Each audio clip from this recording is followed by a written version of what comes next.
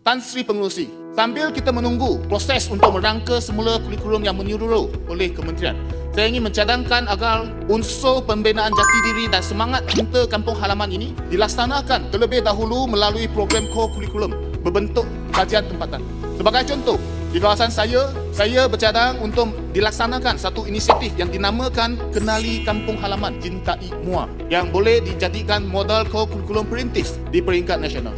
Program ini diwujudkan kerana pendidikan formal kita semakin kurang memperkenalkan sejarah dan budaya komuniti sendiri. Ramai pelajar tahu tempat pelancongan luar negara tetapi tidak mengenali sejarah tanah tempat mereka berpijak. Program ini memberi peluang kepada pelajar di sekolah-sekolah rendah sekitar Muar, terutamanya Bakri, untuk mengenali, memahami dan menceritakan kisah kampung halaman sendiri melalui 3 fasa utama, iaitu fasa pertama, community walk dan kajian lapangan. Pelajar akan dibawa untuk melawat kawasan bersejarah, sungai, perusahaan kecil, makanan tradisional dan kisah tokoh tempatan. Mereka belajar melalui pemerhatian, rakaman, temu buah dan catatan. Fasa kedua, sudut Muar di setiap sekolah. Setiap sekolah akan digalakkan untuk membina satu sudut pameran tetap tentang sejarah tempatan, termasuk gambar lama, peta, lukisan pelajar, kisah keluarga dan warisan setempat.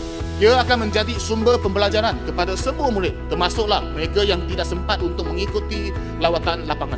Fasa ketiga, pertandingan pemandu pelancong cilik. Pelajar berperanan sebagai jurucakap memperkenalkan lokasi atau tema tertentu tentang kampung mereka di pentas terbuka, menunjukkan kefahaman, daya komunikasi dan keyakinan diri. Melalui program-program ini, murid bukan sahaja mempelajari fakta tetapi merasai pengalaman membina hubungan emosi dengan tanah asal mereka. Mereka mengenal sejarah, memahami budaya dan menanam nilai untuk menghargai tempat asal, sekaligus menyemai rasa bangga untuk berbakti semula kepada komuniti apabila dewasa kelak. Program seperti ini jadi pelengkap kepada kurikulum formal, sementara kementerian menilai semula struktur subjek sedia ada, khususnya untuk mengembalikan elemen kajian tempatan dan sejarah setempat dalam sistem pendidikan negara. Jadi, apabila pelajar dididik untuk mengenali dunia dan pada masa yang sama mencintai tanah asal mereka, barulah kita benar-benar melahirkan warga negara yang berakal kukuh, berjiwa besar dan bangga terhadap jati diri mereka sebagai anak watan. Justru, saya memohon pihak kementerian untuk, yang pertama,